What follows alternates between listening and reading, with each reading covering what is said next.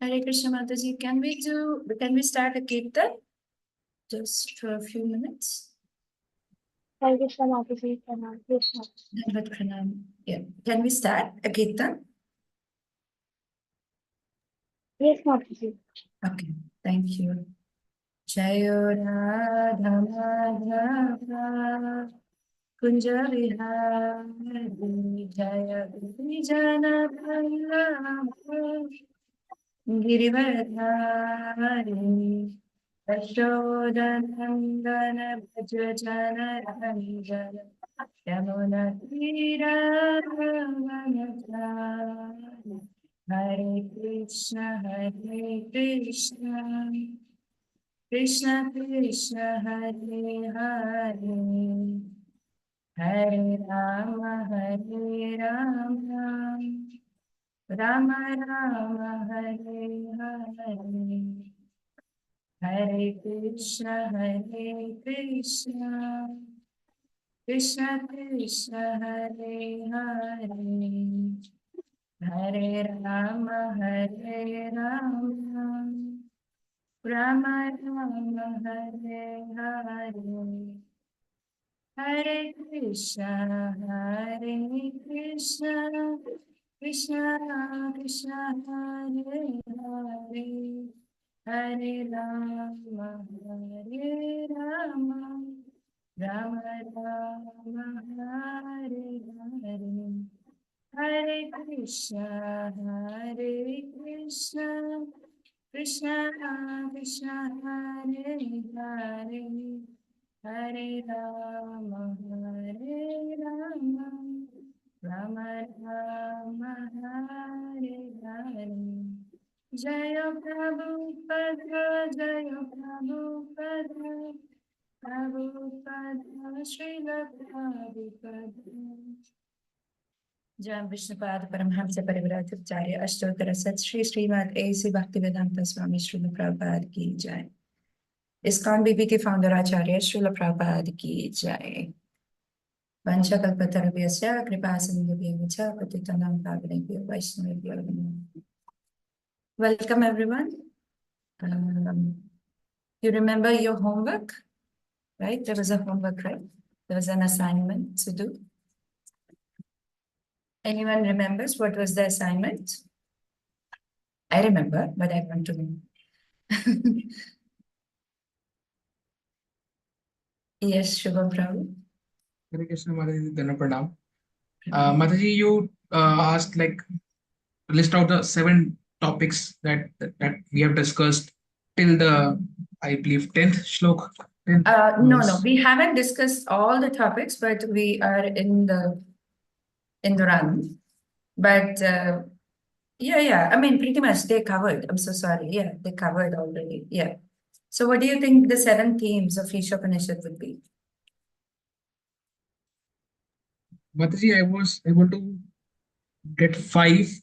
One was who is the real controller? It is discussed here. Who is the real controller? So that's What are the- Ikravasham. That's Yes. Ikravasham, right? And what are the traits of the Supreme? Traits of the Supreme. Okay. And types of devotees are discussed here. And instructions to all human beings are given. Right. And types of works and their reactions. Types of works and reactions. And I gave an example of defeating impersonalism. You remember? So you can add me. Okay. I will tell my list at the end, but thank you so much. Daya Mataji, you want to share your list? Hare Krishna Mataji. Mataji, I have written 3 only. 3? Okay. That is, number 1 is eternity of God and living entity. Very nice. Yeah. And second is the difference between soul and super soul. And third is importance of understanding Vedas. Importance of understanding Vedas. So in essence, they all come under the category of knowledge, isn't it? Yes. Right. So yeah, you got one theme. Very nice. Very good. But I really like the way you categorized, like how, what is actually knowledge? You remember from the previous classes, we were discussing what is perfect knowledge. To understand the Supreme Lord, his energies, his potencies, everything incomplete, right? That is what Srila Prabhupada was describing. And this is coming from the Vedas. So this is one theme, knowledge. Yes, very nice. Anyone else? They tried, they explored. Or you want to try now? Something. Okay, if you haven't, no problem. So I can share my, see the 7 themes of, I'll just type it in Isopanisad. So one is the knowledge.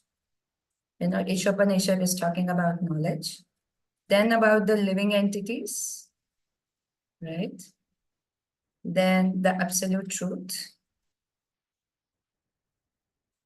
Sorry. Absolute truth.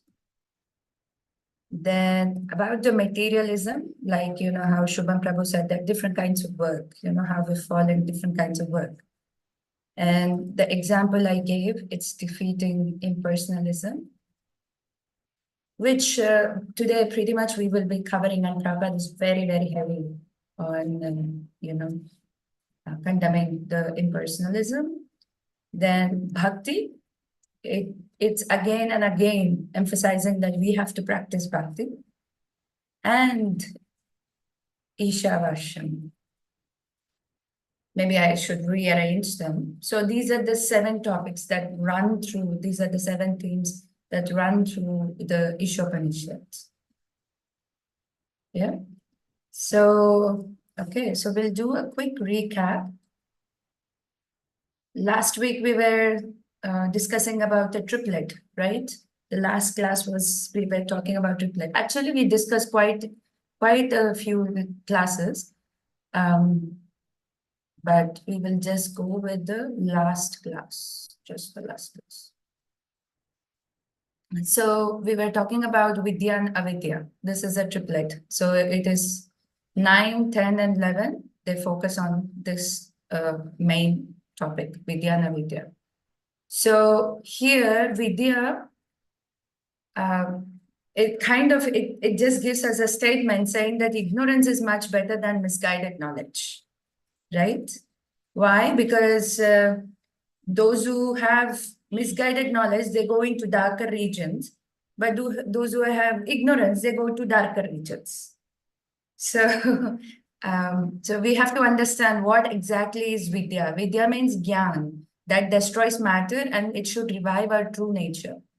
But according to this verse, the Gyan here is the so-called knowledge.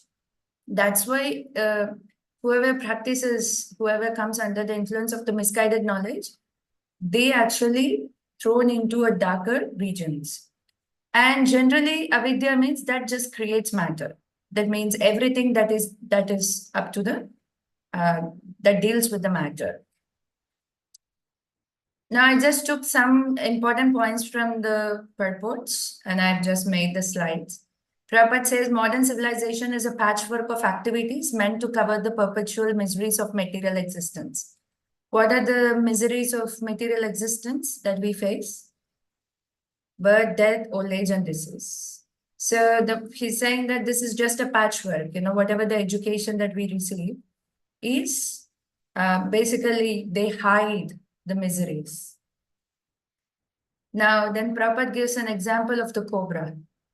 Cobra is dangerous, but the jewel on the cobra is more dangerous. Why? Because we know that cobra is harmful, we don't go near it. But when you see a jewel on the cobra, we get tempted to go get the jewel and we forget that how dangerous is the cobra itself. So learning from people who are atheistic in mentality, they're more dangerous because they give us the misguided knowledge. And then Prabhupada also quotes the example of godless education. How is it? It's like, you know, decoration on the dead body. You know, in India, we see that the dead bodies are very nicely decorated. They take it to the crematorium and they get burnt. And finally, it's just ashes. So it also indicates how temporary it is. And then 99.9% of the population, they perform activities of gross sense gratification under different flags.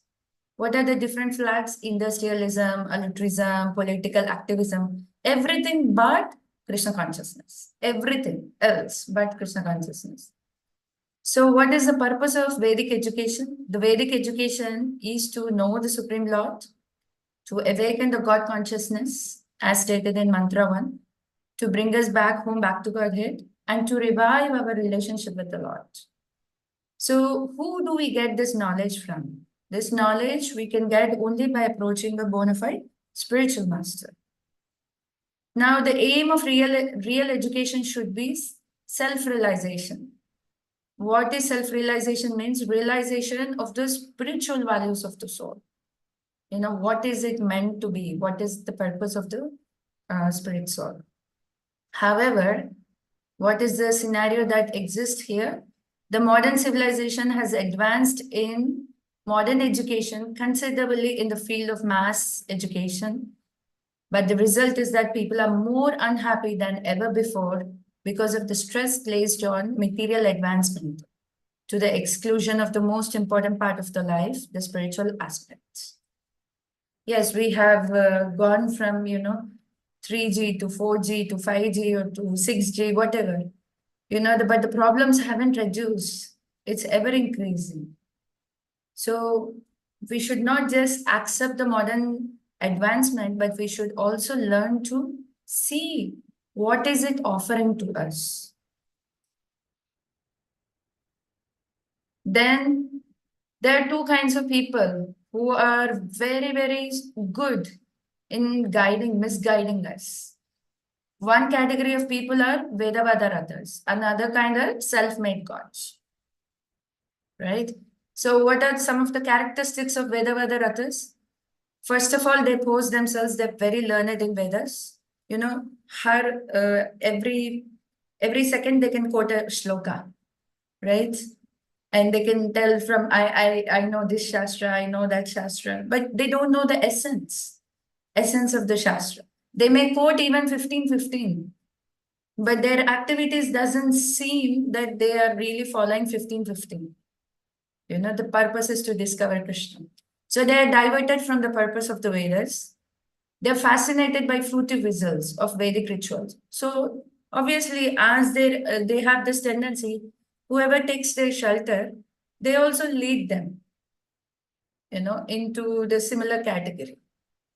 And no understanding how parampara helps them understanding the transcendental messages. That means they have no faith in knowledge coming in the disciplic succession. And they're there to misguide people. They interpret Vedas to suit their own purposes. And because of that, what is their destination? They fall into the darkest regions of ignorance. Right? Now, there are another kind who are self-made gods. Maya Pratagan. Now, their problem is they think themselves as God. They do a little magic here and there, and they think that, they're the controllers.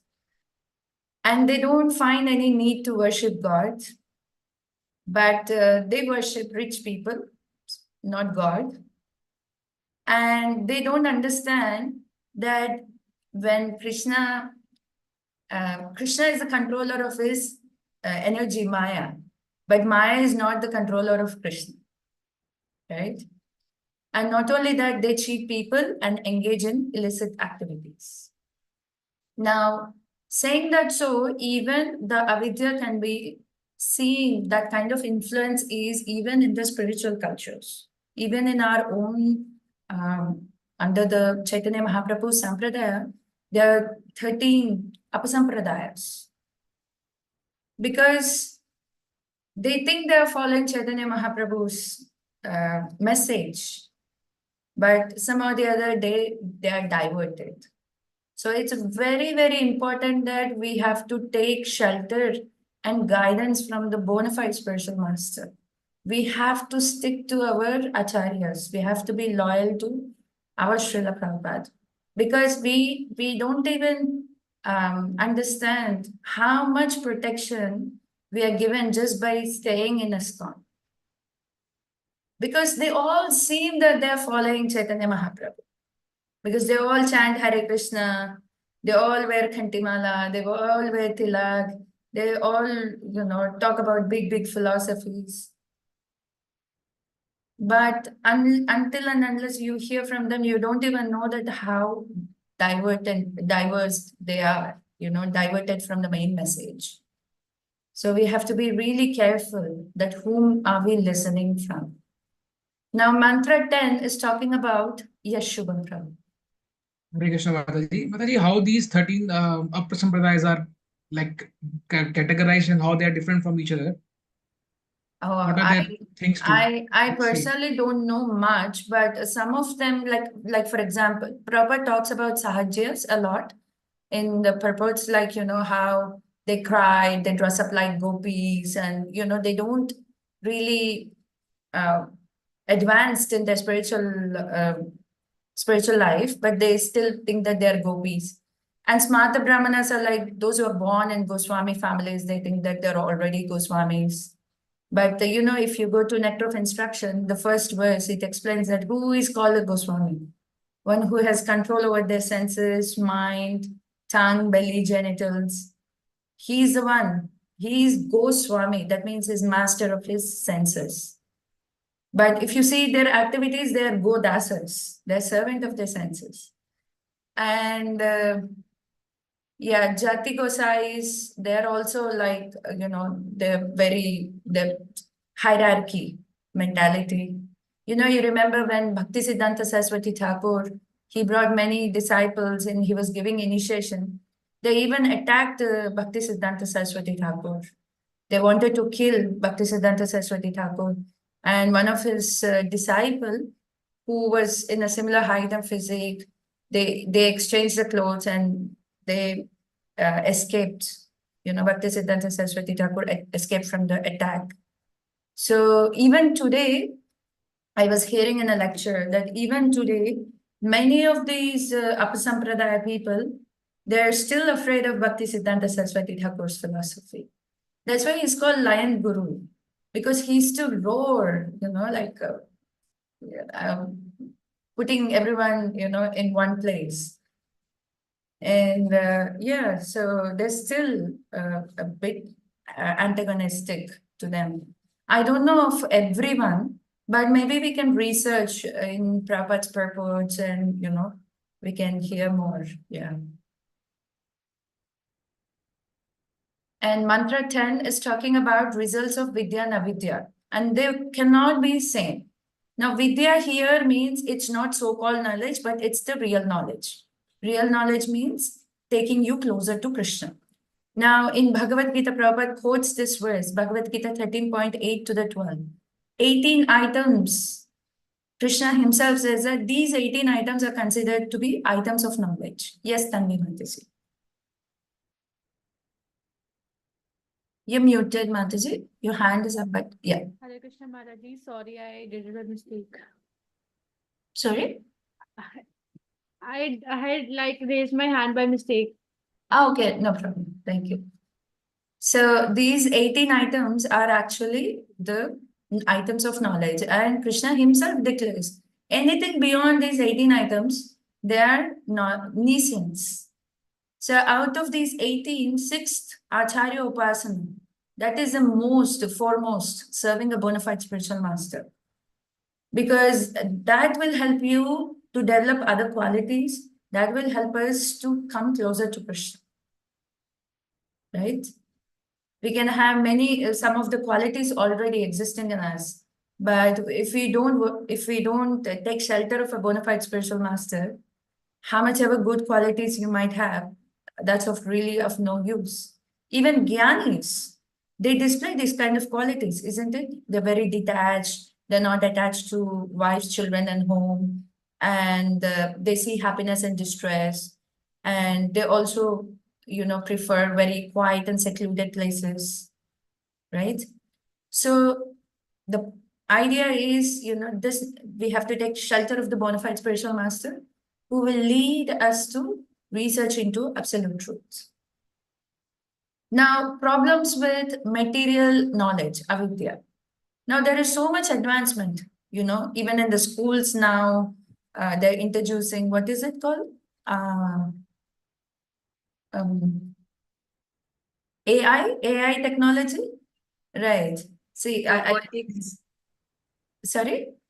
Robotics, AI, yes. Yeah. So even you want to create some PPTs, you just need to speak on AI technology. It's everywhere spread.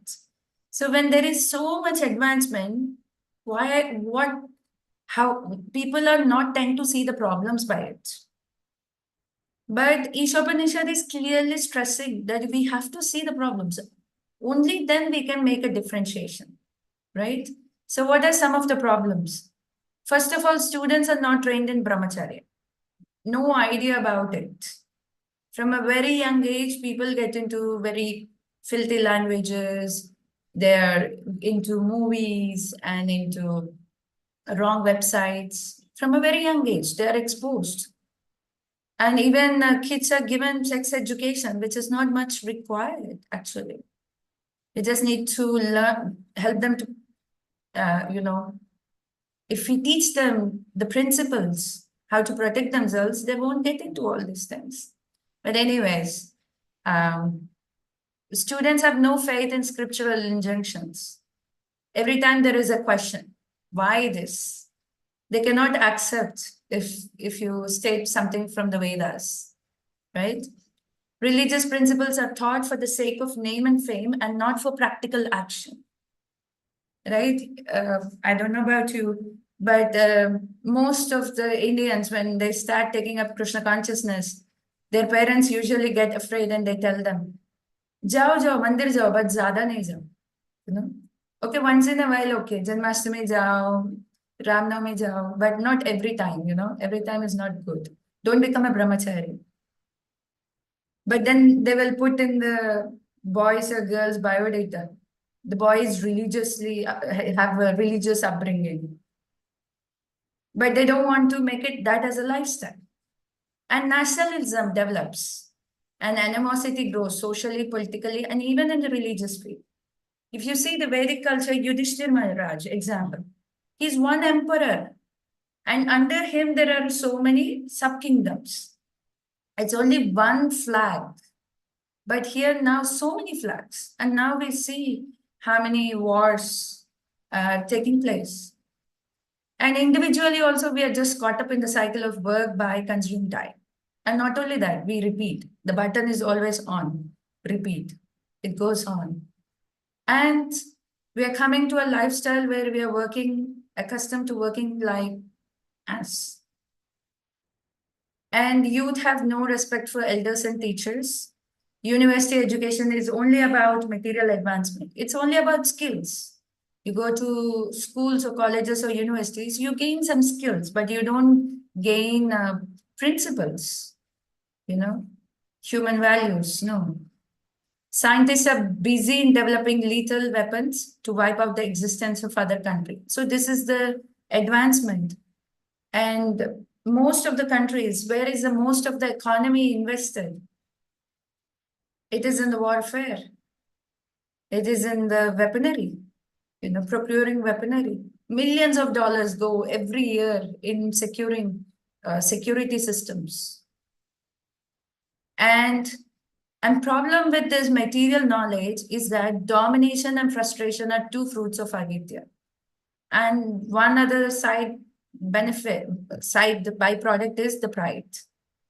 Always we want to dominate, and when we fail, we get frustrated. But we are very proud of our material advancements. Now, Prabhupada is talking about who to learn and who not to learn from. We have to always take shelter of a dhira. Who is a dhira? Who is a self-realized person? He is undisturbed by illusion, hankering, or lamentation, and who knows how to use the best use of bad bargain. That means how to use our body, mind, and resources in service of Krishna. And heard message of Vedas in a bona fide succession of Guru Parampara. And Prabhupada gives the example of Arjuna learning from Krishna. Now, who is the Adhira? They don't have any training in spiritual knowledge. They're always disturbed. They're selfish and exploitative. They believe in atheistic views. And examples are modern politicians. And they do give promises, but they're only interested in their own benefits. Now, Mantra 11 is talking about balance of Vidya and Avidya. Now, again, we cannot completely reject the knowledge of nescience. But how to use, this is called Yukta Vairagya, use everything in service of Krishna. So how do we combine our karma and jnana to reach Krishna conscious platform eternally? So how do we utilize that material knowledge also in favor of our devotional service? Now, we'll see some points why, what is the main mission of avidya? They want to attain immortality, right? No one wants to die, but death is for sure. But immortality, materially, it's impossible. So material education so far accelerated the material problems, but they never solved it. An example is nuclear bombs, invention of the nuclear bombs. They did, by dropping nuclear bombs, did anyone save anyone? No, but we were just killing people. And examples from the Shastra, even Hiranyakashipu strived for immortality. And his only interest was in gold and woman. So by endeavoring on a material platform, we cannot escape death.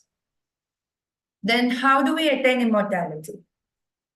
Now, this is also a prime topic in the Shastras. So to attain permanent life, we have to take shelter of scriptures like Bhagavad Gita, Srimad Bhagavatam, Upanishads, and Vedanta Sutras. By studying and practicing, we will pave our path to the spiritual world. And our real home is spiritual world. Now, Krishna descends and he also sends his messengers to do what? To mitigate the sufferings of living entities by making Krishna conscious process easily accessible. So they also teach us that the material miseries are natural indicators that spirit is incompatible with matter. When we have miseries, then we have to understand how incompatible with matter. My spiritual master was giving an example. I thought it was a very striking example, which we don't really pay attention. You know, when we feel cold, we put a sweater on. When we feel hot, then we put an AC on. And we think that, you know, it's just normal part of life. But actually, we are experiencing some kind of misery with it, isn't it? Adi Daivika, Adi Bhautika, Adhyatmika. We're constantly, you know, suffering with these miseries.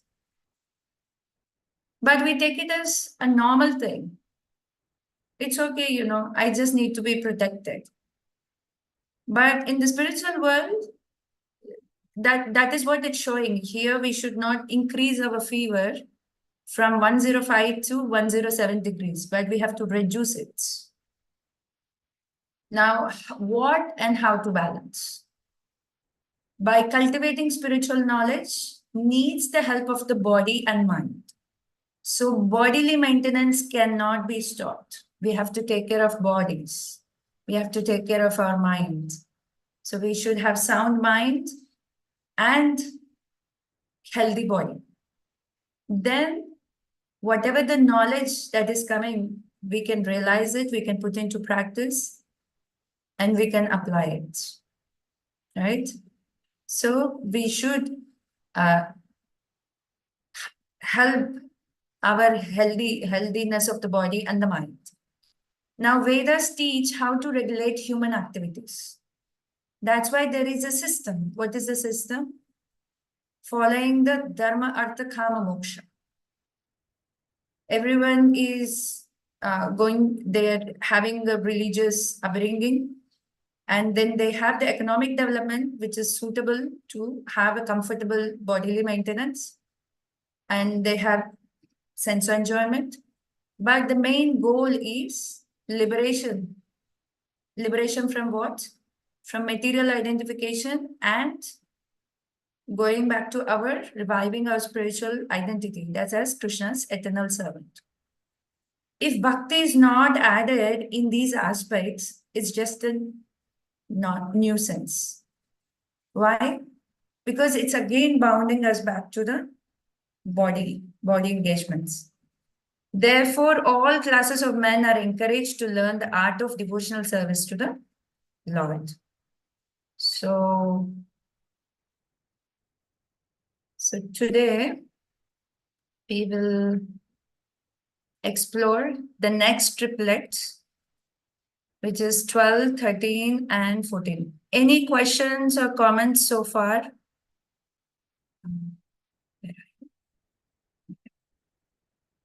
Any questions?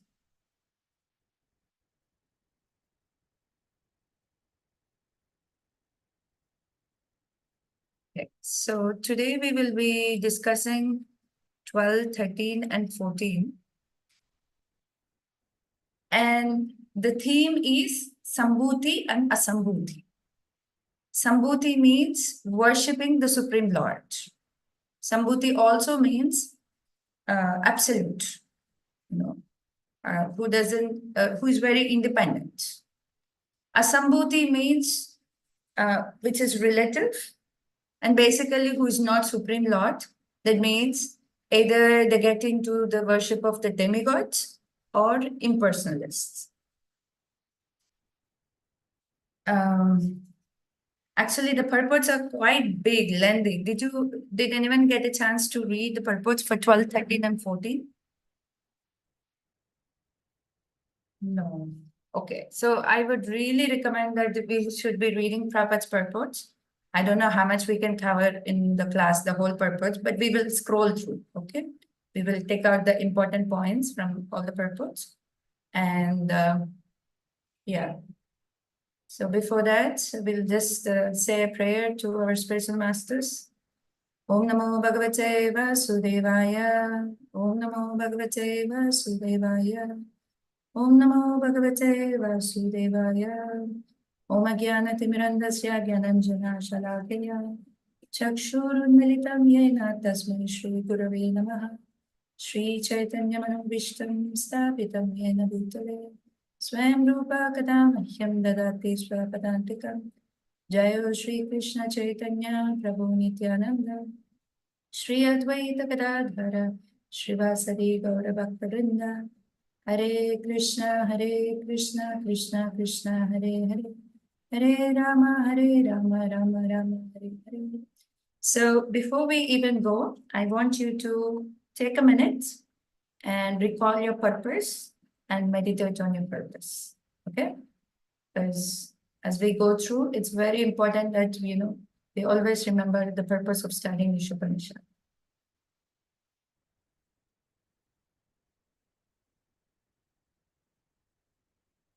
Yeah, so is that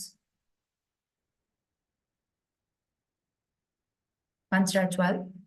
Andam tama pravisyati ye asambhuta upasyate tato bhuya iva ite tamo yatu sambhutam lataha.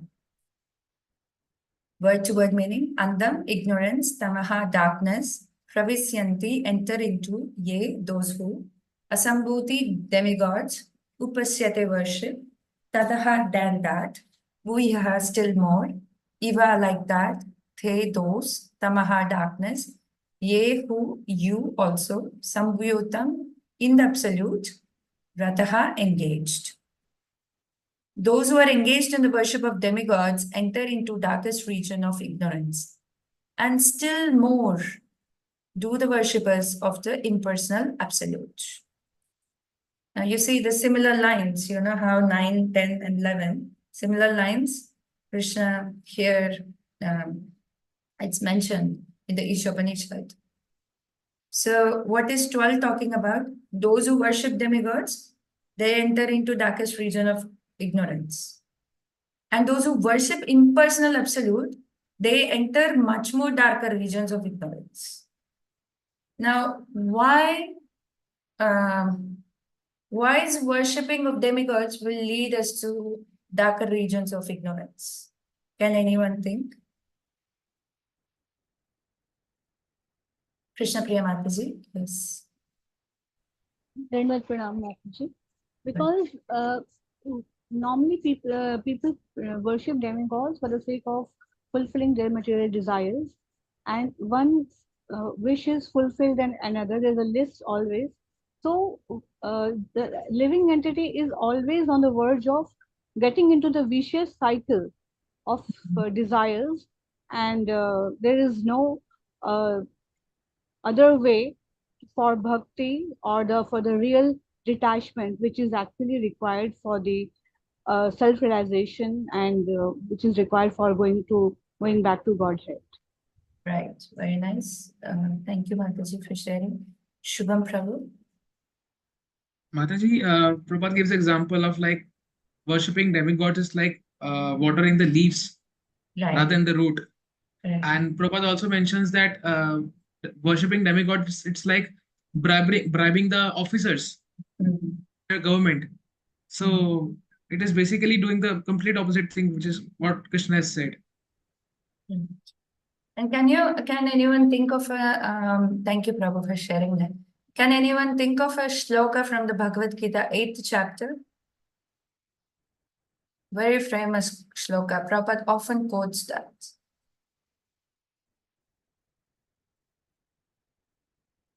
From the 8th chapter of the Bhagavad Gita.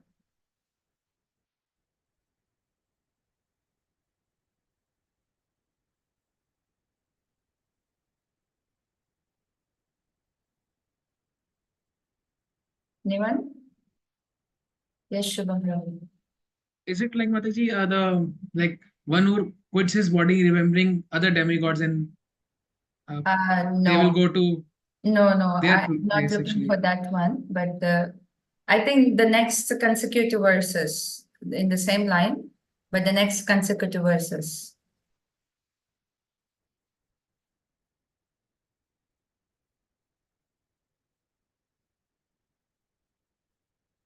Eighth chapter, Bhagavad Gita. Abrahma Bhuvana Lokam. Right?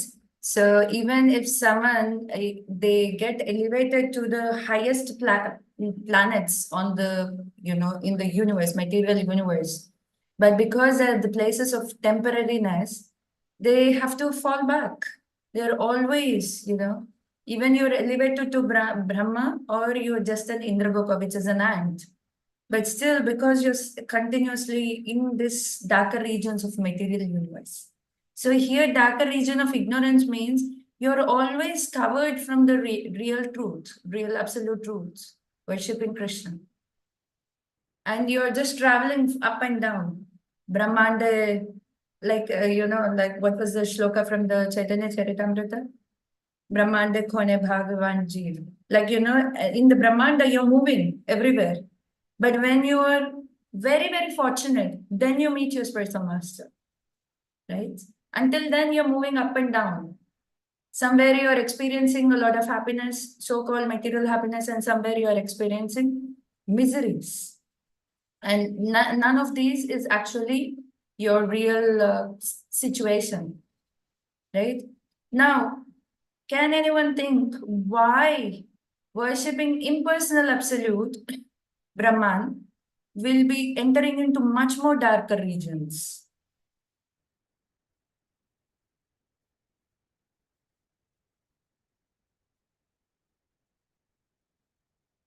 First of all, think what is their mentality? What is that mentality that is making them calling Krishna impersonal?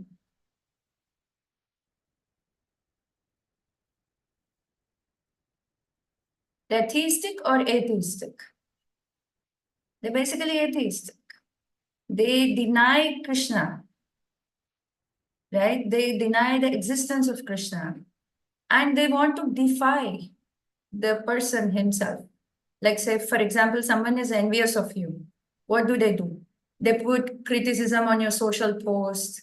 They spread the rumors, and they kind of blaspheme you everywhere possible, right? So this is the nature of the impersonalist. Now, in the impersonalist also, there are two kinds. I'm sure you came across in the Bhagavad Gita teaching that, Brahmavadis and Mayavadis. Now, who are Brahmavadis and who are Mayavadis? Just to understand, Brahmavadis, they are very much attracted to the impersonal nature of the Lord. They are attracted to this Brahma Jyoti, which is nothing but the effulgence of the Lord, right? They're attracted to this. And they are not, they don't blaspheme Krishna's personal features.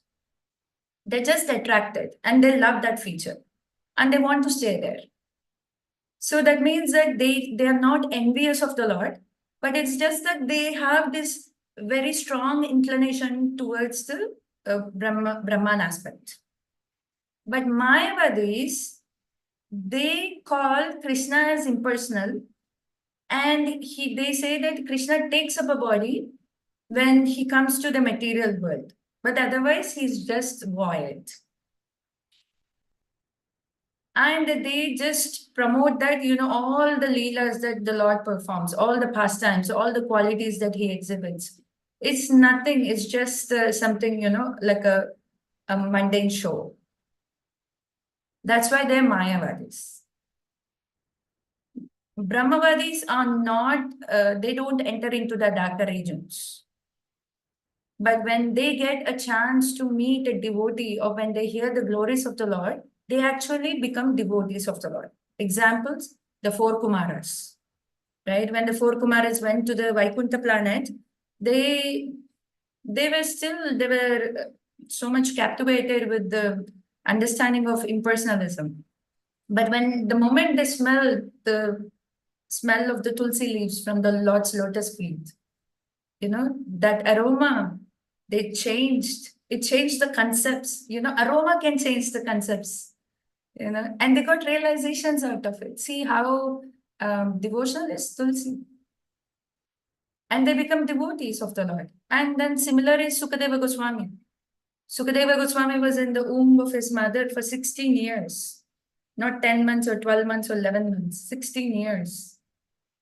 And he didn't want it to come out because he understood that outside there is the Maya. Maya is going to catch him. Then Vyasadeva says that, no, I will make sure that Maya won't touch you. No, I think Krishna says that. So Sukadeva Goswami comes out, and as soon as he comes out, he starts walking away. Then Vyasadeva sends his followers. He actually runs behind him for some time, and then later he sends his disciples to bring Sukadeva Goswami. And what was the verses that his disciples recite? Aho Bakiyam Stanakalaputam. When he hears this shloka, what is that shloka?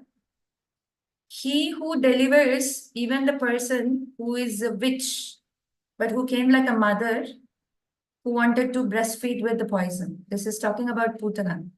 So Krishna delivered even such a person who is in the disguise of a mother, but actually she was a witch. Now Sukadeva Goswami wanted to know who is this person who is so daya, compassionate. I want to know about this person. So then he returns home back. That is the time he will listen to the whole Srimad Bhagavatam. And later he will recite the Srimad Bhagavatam to Sukadeva Goswami, Parikshit Maharaj in the assembly of the devotees at the bank of the Ganges, right? So Mayavadis are the problematic, not the Brahmavadis. Now, what is the problem with the Mayavadis? The Mayavadis, they defy the Lord. They say that the Lord doesn't exist. So and most of these Mayavadis, they adopt to the philosophy of negation. It's not that they're not knowledgeable, but they negate everything. Okay, say for example, this is phone. I don't come to the conclusion that this is phone. What will I say? Okay, this is not glass, this is not pen, this is not, the mouse, this is not laptop, this is not, the computer, this is not this is not that. And finally, they negate, and then they finally approach to the truth. But in that negation, they don't, they impose the material their material understanding on the Supreme Lord as well. Right? Say, I'm not this body, right? I'm the spirit soul. So but that means even Krishna is not his body. He's spiritual. But he got this body because in the Maya. I got this body because I am in Maya. You got the point? But they don't understand Krishna has sabguna, transcendental qualities. He has spiritual body always. So because of that, they cannot understand between what is absolute and what is relative. Now, what is absolute? That which is independent. That's why Krishna is called absolute truth, isn't it? Param Satyam. He's called Param Satyam because he's absolute truth. Sorry, today may be a little bit more philosophical, so you have to stay awake. And relative means that which is always dependent on something else. So this whole material world is relative world. It's not absolute. Whereas the spiritual world is absolute. Okay? Now, if you're just fixed in this impersonal concept of the Lord, yes, Shubham Prabhu. Mataji, if we say that like this world is not uh, absolute, it's relative. So doesn't it contradict the first the first mantra? Invocation mantra. Yeah, invocation mantra. If something came out of a complete from an absolute, it must be absolute. It can't be relative. No. See, this world has all the qualities and everything, all the potencies as a spiritual world, but it's still the merry reflection. Prabhupada often gives the example, if you remember the 15th chapter initial discussion, what is Prabhupada quoting the example? The banyan tree, which is standing on the bank of the lake, you know. In the lake, you see the reflection of the banyan tree and it is there. It reflects every quality of that banyan tree, right? But it's perverted. But because this relative world came from the absolute, it is invested with all those potencies. But you see, it's temporary again. There is a nature of manifest and unmanifest. There is a time cycle. And it is dependent on the Lord because it's coming from the Lord. So, and because they cannot understand Krishna as Satchidananda Vigraha, they cannot accept that Krishna is full of eternity, bliss, knowledge, and he has a form. They fall into this trap of impersonalism. Now, I want to ask you a question. Please take 2-3 minutes of time and think about it. When Prabhupada, what is Prabhupada pranam mantra that we recite? Paschatya Desha, no, Nirvisesha Sunyavadi, Paschatya Desha Tarine, right? Nirvisesha Sunyavadi. So he is defeating impersonalism and voidism. And in the Western worlds, like, to preach. Now, my question is, impersonalism is more or less is in India because people understand there is Brahma, Brahma Jyoti, this is all there. And, so they're more impersonalist in India rather than on the West, isn't it? Lord, let's take just for a statement for discussion. Okay, this is not an absolute statement. It's just a statement for discussion. So what is the need to defeat impersonalism in the West? So what I mean is like, what are the other forms of impersonalism that's exhibited in this world? Can you think? You got my point? You got my question? Is everyone clear with my question? Yes, no? I think what's the second part of the question? No, there is only one part of the question. There's only one part. The one part is how why is Prabhupada emphasizing on defeating the impersonalism? And then what are the areas that we can see that this impersonalism is spread along? Then we can understand what exactly is Prabhupada defeating. You know, like for example, how many people today that we meet, they're really into Brahman effulgence? You know, how many people are into this Brahmagyan, right? Hardly, you know. But still, Prabhupada says that these books are for next 10,000 years, right? That means he will go on cutting people who follow impersonalism. So what are the areas that we can think that this impersonalism is expanded? Just take 2-3 minutes or 5 minutes. Just say 5 minutes.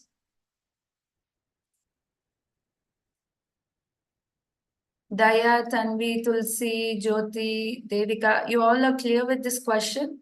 Karunamai Mataji, Krishna Priya Mataji, you all are clear? Yes, So I've seen a nod from Shubham Prabhupada, not others, so I'm just asking. Yeah? Okay.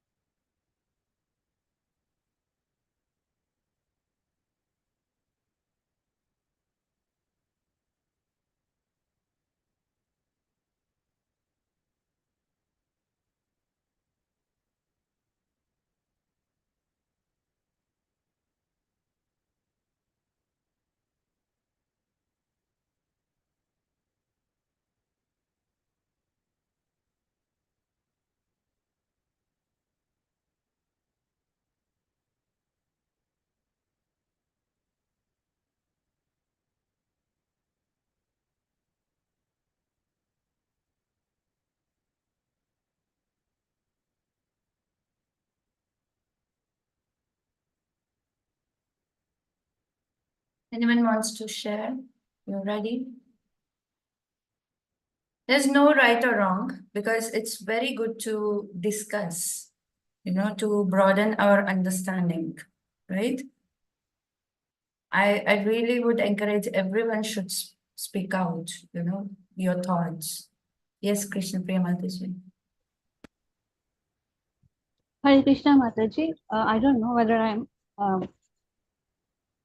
at least 50% correct, but what I understood is the time when Srila Prabhupada discussed all this impersonalism. In those times, impersonalism was very much there in India, and people were mostly Brahmavadis and Mayavadis. But still, we can't say that India has the maximum population of impersonalism because people are into deity worship. We have temples, we have at least a vigraha, and which in most temples is at least there is 3 times the archa vigraha is there. But if we see the religion part, there are certain religions, I don't know it is the right platform to quote, but there are certain religions, there is no, at least there is no form of God. So people are misguided. Like if there is some book, their religion, or some mark is their religion, there are so many things. So in that case, if we see the case of hippies, although there are churches, but those people were not at all going to the Sunday church or doing service over there, and they were totally distracted and got into the drugs and all that. So if we can say Nirvishesh Adish and Paschatya Resh Charine. So in that way, he has done a lot to at least mold those people to they diverted their whole psyche that there is a God, there is somebody you can be, you can surrender yourself, and is somebody to look after you. Okay, so nice. Yeah, you quoted very nice points that how, And that and in misguided knowledge is spread over, right? Yeah. and what I see is impersonalism in India nowadays. It may be there, but it will be maybe 20 or 30%, because now the younger generation, or after Prabhupada left his material body, so people are more into, because ISKCON has so many branches, and the way ISKCON has done his the, the the prachar, so Mhm. people are more into now Krishna consciousness. Even they are not 100% into Krishna consciousness, they are doing, at least they have faith. They don't say that there is no God, or we are doing some Brahma Jyoti. Those people are there, I know. But Mm. they are very rare now. Maybe it's some 20 or 15%. No, no. No, the impersonalism is very, very deep. We'll discuss, more in detail. Okay. Just a humble Okay. correction. Yeah. Prabhupada's body is not material because it's Sorry. Yeah. spiritual. I'm so No, sorry. it's okay. It's okay. It's always good to. I mean, this material I world, I'm understood. Yeah, wanting I to say. understood. Yeah. Thank you.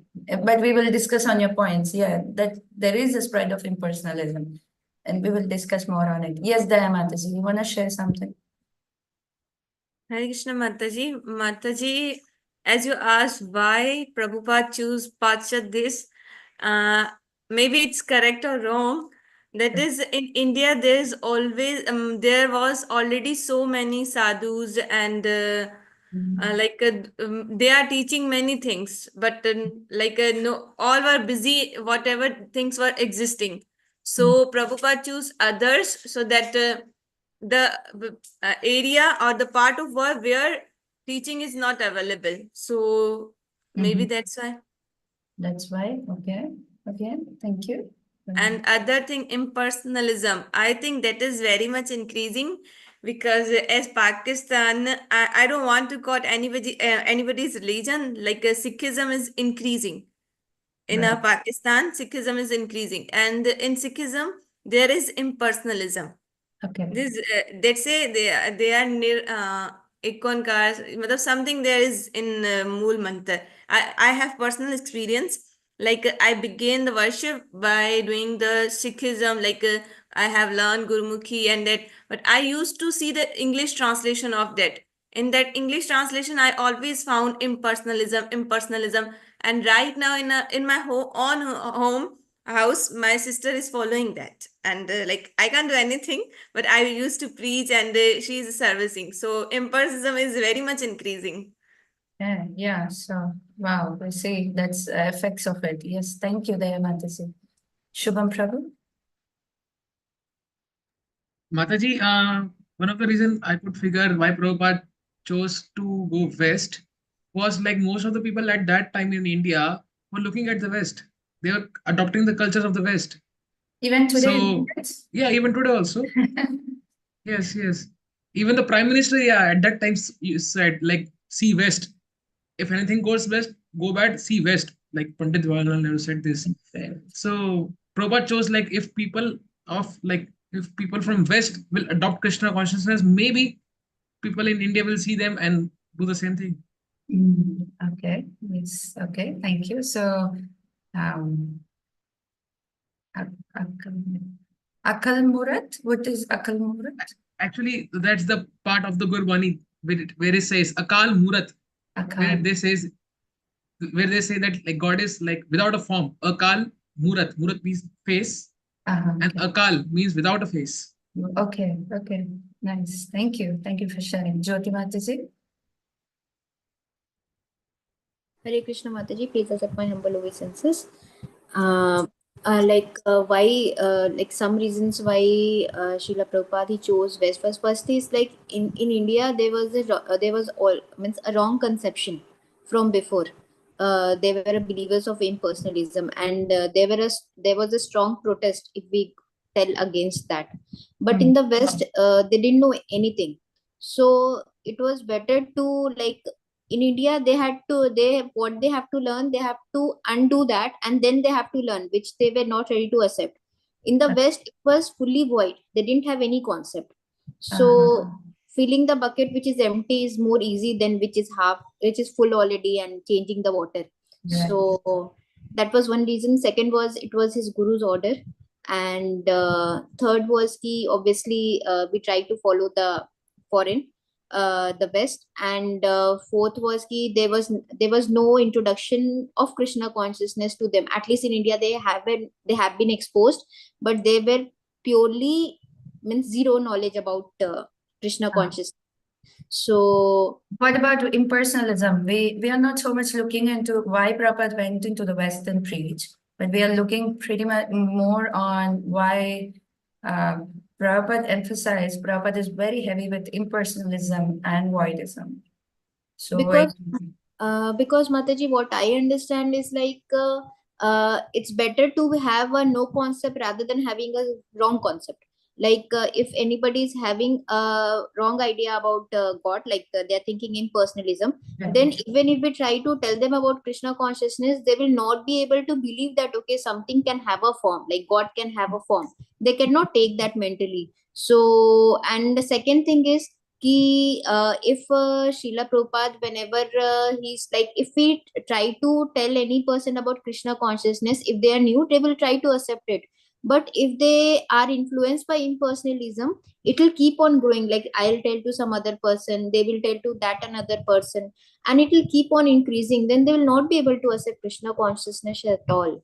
So it was necessary to overcome, like, defeat this concept logically, and so that people can understand, and it should not spread, because if it spreads, then spreading Krishna consciousness will become difficult. People will not accept it. Right. Yeah, thank you. And Tulsi Mataji, you have raised your hand, and you want to share something? Yeah, so Hare Krishna. Yes. I don't want like, okay, here. So as per my understanding, why Prabhupada is defeating impersonalism is like, in India there was a concept, at least a concept of Krishna, okay, Krishna consciousness at least. But in Western countries there was not any kind of like knowledge of any god. Like they said that in Western countries it was said that there is no god. We are the god, and what we have here to enjoy this material world. So Prabhupada, as per my understanding, that Prabhupada thought that he should go there, because if once they have the concept of God or Krishna, he or she can be a good preacher. Like in Western countries, it is like normal to drink alcohol. Like, it is example, it's normal to drink alcohol in like Western countries. But in our countries like India and Pakistan, it is not that much normal. It's nowadays it is becoming normal, but not at that level, which is like women are drinking. Right. Okay. Right. So Prabhupada think that Srila Prabhupada think that he should go and he should preach, and after seeing them, after getting knowledge from them, our Indians and other like who have concept of Krishna consciousness will also follow them, as per my understanding. Very nice. Thank you for sharing such nice points. So you all remind me of the story from Chaitanya Mahaprabhu telling Sanatana Goswami. This is from Chaitanya Charitamrita Madhya Leela, chapter 20. It starts around verses 131 something, somewhere. One poor person, he goes to the astrologer and he says that, I am in so much in need of the treasure. Then the astrologer sees his hand and he says, oh, your father left so much treasure for you. So you go to your house and dig, but do not go and dig in the north. When you dig north, you will find the black snake.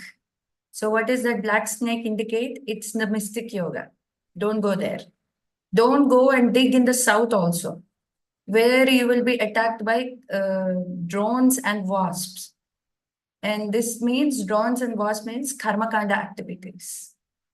And then he says that don't go into the west and also don't dig. There is a ghost sitting there. So this is the impersonalism. But dig on the east. And when you dig on the east, you don't even need to dig deep. You just dig a little bit and you will find the treasure. And Prabhupada in that purport 135, 135, Chaitanya Charitamrita Majalena, Prabhupada writes that, what is the East has? It has the Vedic culture, It gives us a clear understanding who is the absolute truth, Brahman, Paramatma, and Bhagavan realization. And that is how the Lord is exhibiting both impersonal and personal features.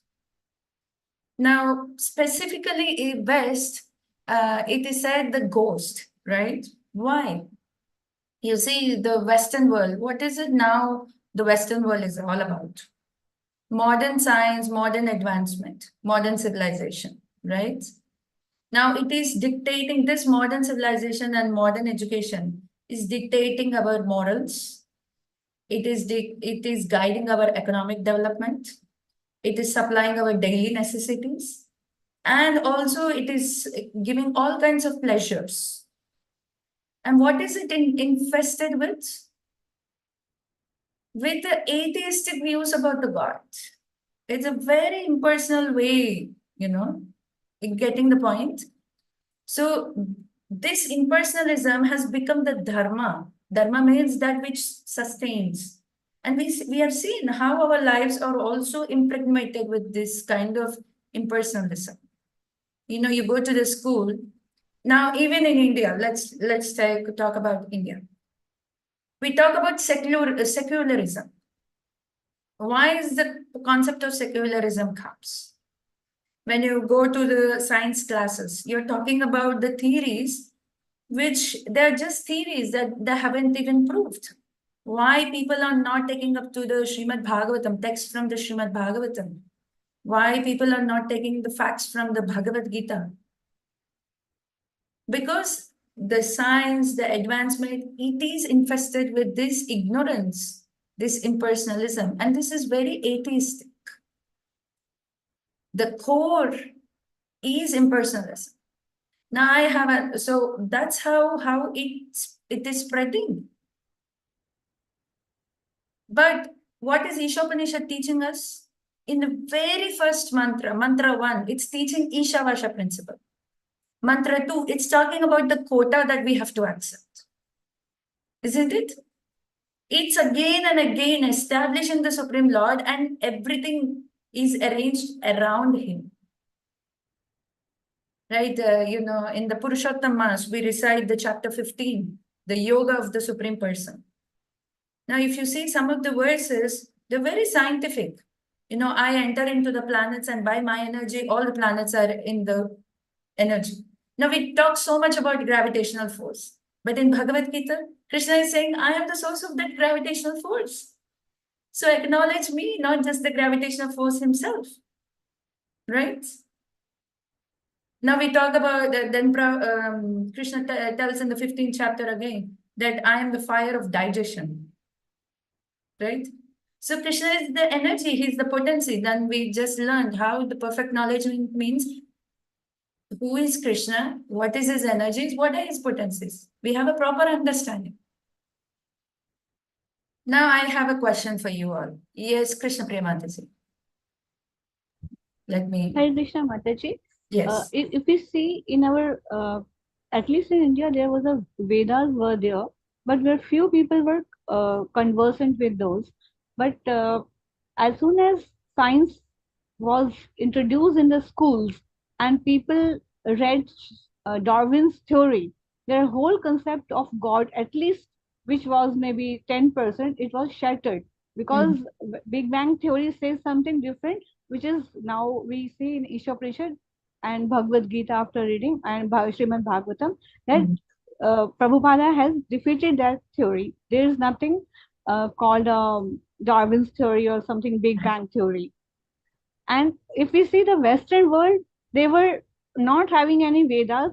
They were only directly reading science in their schools.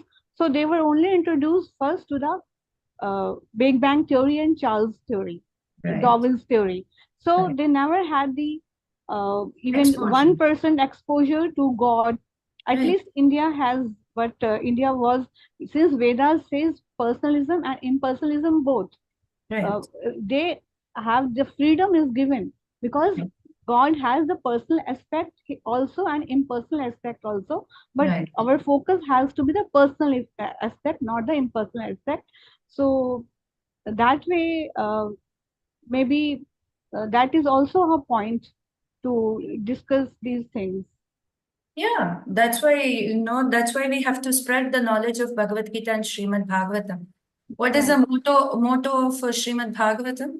It is guiding the misguided people, right? Redirecting the misguided people, right? What is that shloka? 1580? I don't remember. What was the shloka? Oh, Krishna. Prabhupada writes this one. Oh, just let me check this 1 second. Sorry.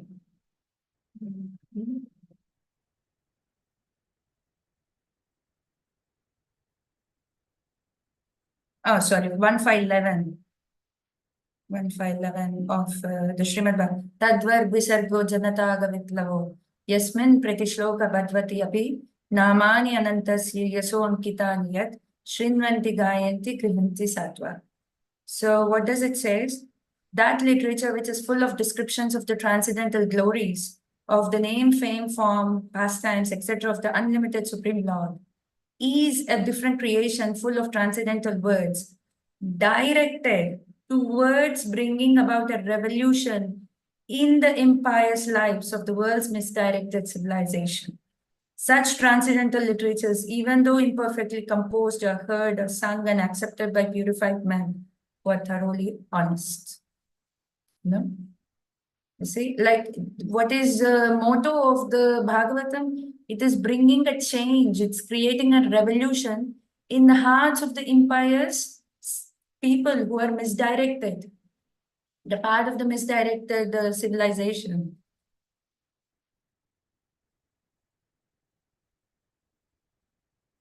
Right? Yes, Jyoti Mataji. Mataji had this question that just wanted to confirm that atheism is a type of atheistic is a type of impersonalism, right? Yeah. So Atheism means denying the God, and impersonalism also is an atheism because we do not appreciate Krishna. We deny his form. Yeah. Mataji, like this, uh, people who believe in Brahma Jyoti, who wants to get in Brahma Jyoti, like when they attain that, so like after that, can they without coming back to the material world, like can they? If they have tinge of bhakti, then they can get elevated. But if they don't have bhakti, they usually fall down. Yeah, to go out of this material world, you need bhakti. Yeah, the karma mishra bhakti, jnana mishra bhakti, all this. If there is no bhakti, they don't allow us to move any further up. We just caught up. So Mataji, impersonalism can be divided into Brahma Jyoti, Brahmavadis, Mayavadis, and atheists. Three. No. See, Brahmavadis they're attracted to the effulgence, the rays of the Lord, and they're happy like that. They want to be like a Santa Bhaktas, basically. They just want to go out of the miseries of the world, and they want to be in that stagnant position. They don't want to be affected. They never wanted to come under the grip of the Maya. Okay. But whereas the atheists and the Mayavadis, They deny God on straight. Right? Yeah. So Brahmavadis, we cannot tell them as impersonalism. Brahmavadi, they're impersonalists. They are also just They're impersonalists. Yeah, yeah. But not all atheists are impersonalists. You have to remember that. Say for example, some of the demigod worshippers, they just want to worship demigods, but they believe in the form. Okay, they accept Krishna, but they accept Krishna as one of the demigod. Like this is a common controversy that when we come to bhakti, especially Indians face this problem. From Vishnu comes Krishna. But when we come to bhakti, in ISKCON, we understand from Krishna comes Vishnu. So how is it? Have you faced this kind of question? yes, So, Mataji. so not all demigod worshippers are impersonalists. But the Mayavadis are more dangerous. Right? Yes, thank you. Prabhupada also gives a story of Sargal Singh. Have you heard about this story, Sargal Singh? There was one merchant and Sargal Singh was dead. And because Sargal Singh was dead, the merchant shaves his head and he puts a black clothes. So one person comes to the merchant and he asks, what happened? The Sargal Singh died. So that's why I shaved my head and then I put clothes. And this person doesn't want to pretend that I don't know who is Sargal Singh. Okay. So he also goes, he shaves his head and he puts the dark clothes. Then he meets another person. Then what happened? Why did you put? Sargal Singh died. Merchant just told me. So he also shaves and he puts the dark clothes. Now the whole town copying one another finally comes to the point of even the king's palace. So the minister hears that the Sargal Singh died and everyone is mourning for the death of the Sargal Singh. So he also shaves his head and puts the dark clothes. Now king sees the minister and he asks, what happened? He said that Sargal Singh died. Then he said, who is this Sargal Singh? Then the minister said, I don't know. But I will inquire. So then he started inquiring and finally it came to merchant. And then the merchant said that Sargal Singh was my donkey. And my donkey was very dear to me. So it died, so I just shaved. You see, this is the problem with the misguided knowledge. How it can spread so quick, so fast. And we are in such a grip that we don't even question why, how, we take it for granted because, as we've seen, how the modern advancement is even guiding our economics, how it's guiding our daily necessities. And we are in a pattern. If you see, it's in our thought process itself, thought pattern itself. अरे ऐसा नहीं करोगी तो क्या होगा? What will happen to you? You see, the first questions our mind will give, our society will give, our families give. But go and tell people that you have to follow Isha Vasham, you have to accept a quota. How many people will agree to it? Right? They will question you being impractical, right? You being impractical. But we see in the lives of devotees, Prabhupada went with how many rupees? 40 rupees, but that is not even valid in US. But he had an empire of hundreds of crores. Because he has faith in Krishna's protection. This is what Isopanisad is leading us to. It's showing every facet of this, the journey. What is Vidya, what is Avidya, what is Sambhuti, what is Asambhuti, so that we don't fall into these traps. We're very carefully guided. When you're moving through like a treasure hunt, you're usually given a map. But if you follow the map, your journey becomes easier. But you don't follow the map. You have to encounter all kinds of obstacles. Right? So here the atheists directly deny the existence of the Lord. And impersonalists, these Mayavadis, they support the atheists. So it's not just in the religions, but it's also in our thought processes also. Now, I have a question. The question is, are we affected by impersonalism? Are we? Apart from this economics and daily necessities and other things, are we affected? Do we act impersonally?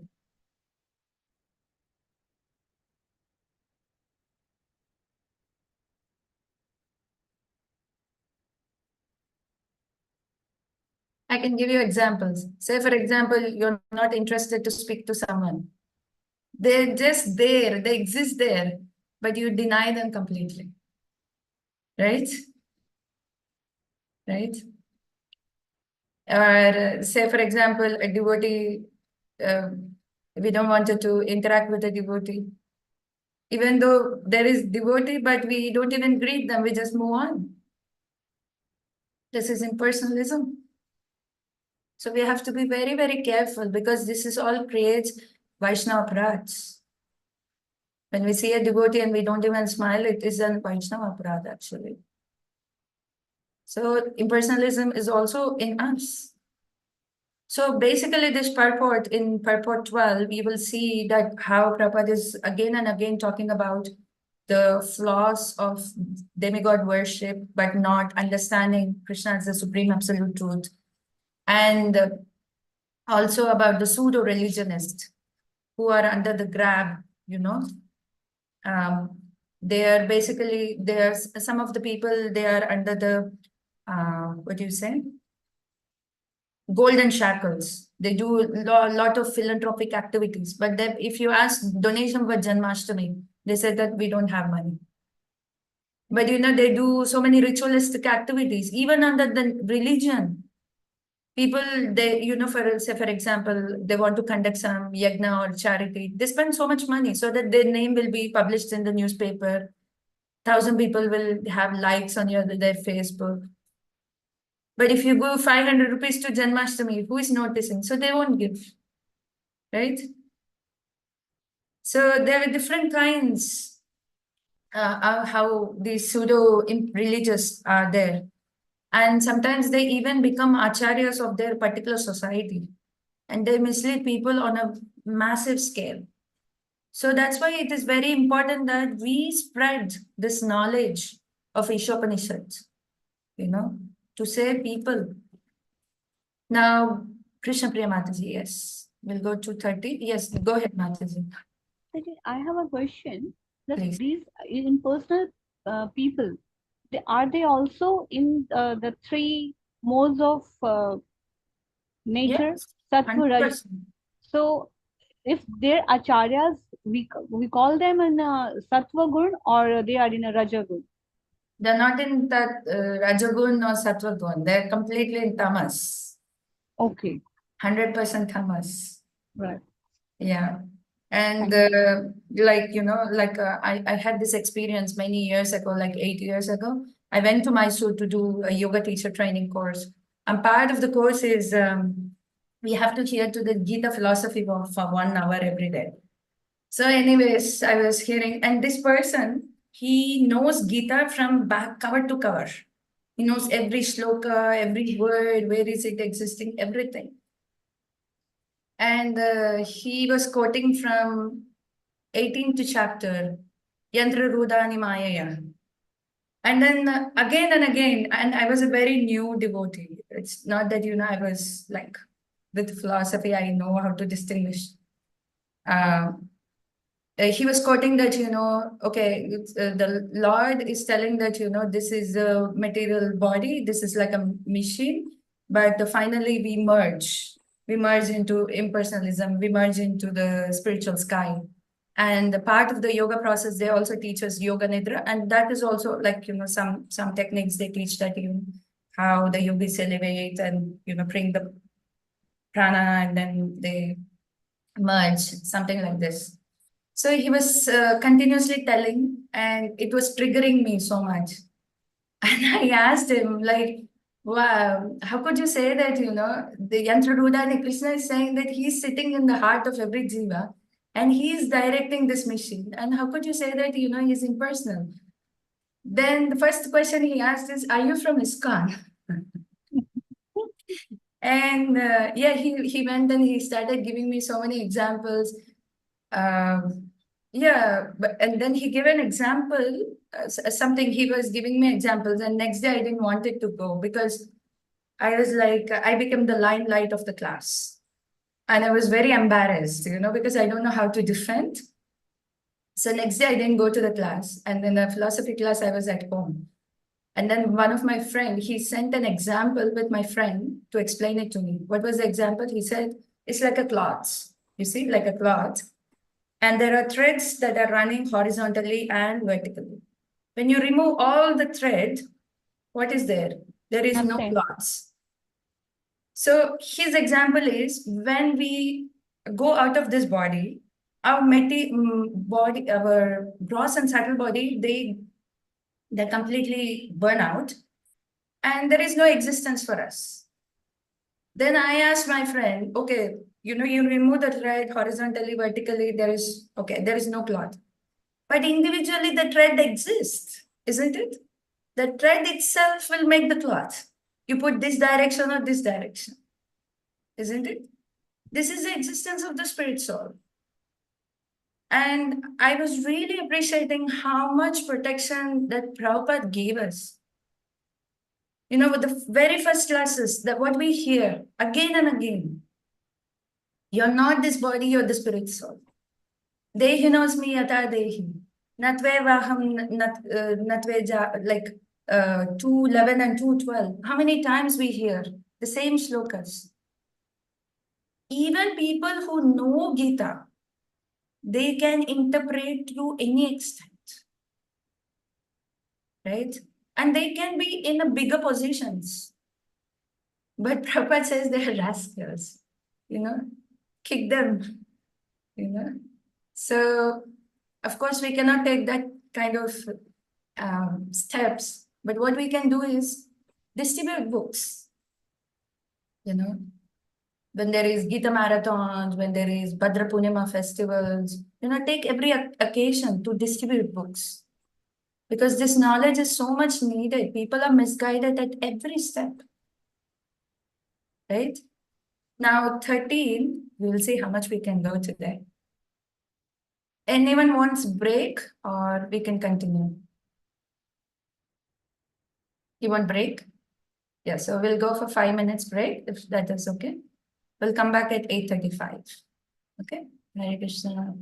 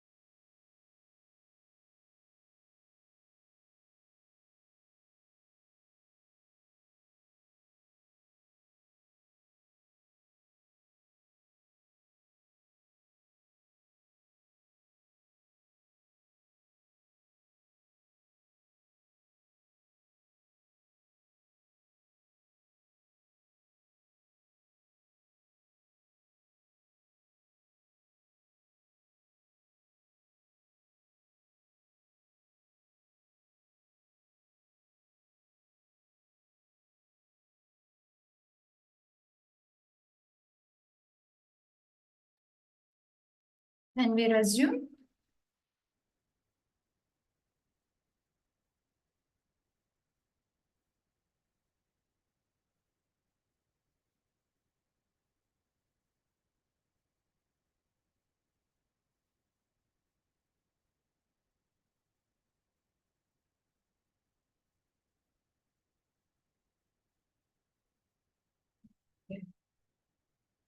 Yes, Mataji. Thank you, Mataji. So, is everyone back? So, we will read 13. So, 13 is Anyad evahu sambhavat, Anyad ahur asambhavat, iti shrushrumo dhiranam, ye nastad vichakshire.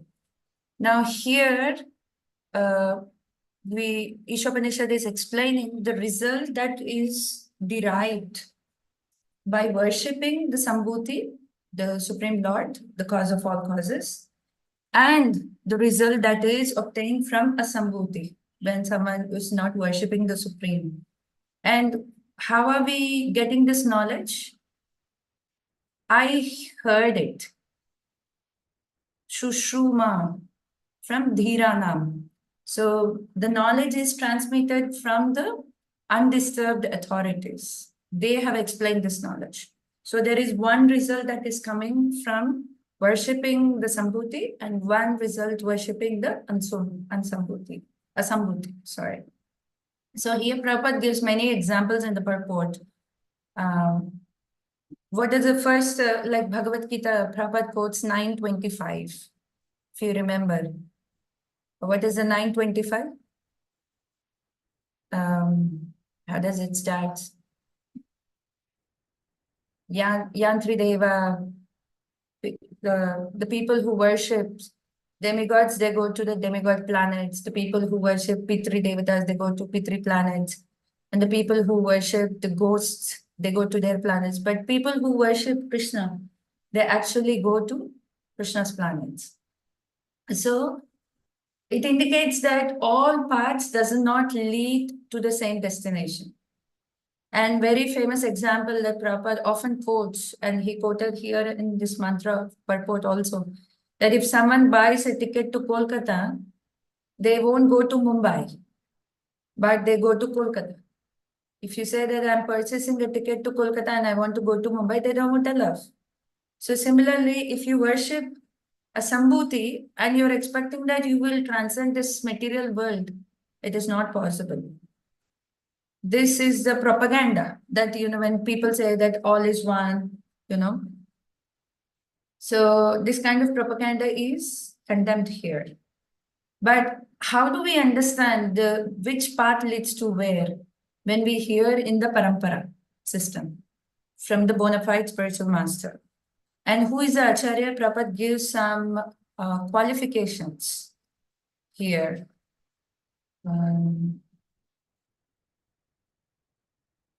I know this is already talking about Krishna. Maybe furthermore. Yeah. The conviction that Krishna is all in all is established when one hears the transcendental message from the undisturbed Acharya with faith and love. He has heard himself that knowledge. Maybe I missed somewhere. Okay, anyways, I made some points. And he never presents anything beyond the Shastras. He also follows the Sadhu Guru Shastra himself. And then that is what he will be transmitting to us. And there are so many misinterpretations. Prabhupada says that, even the Bhagavad Gita is misinterpreted. But so we should not take any Bhagavad Gita, but we should actually refer to the bona fide description. And then there are list of the Shastric evidences how Krishna is the Supreme Personality of Godhead. So there is examples given from the Gopal Tapani Upanishad, Narayana Upanishad, Maha Upanishad, and then from the Srimad Bhagavatam and from the Bhagavad Gita, how Krishna is the supreme cause, how is the supreme independent.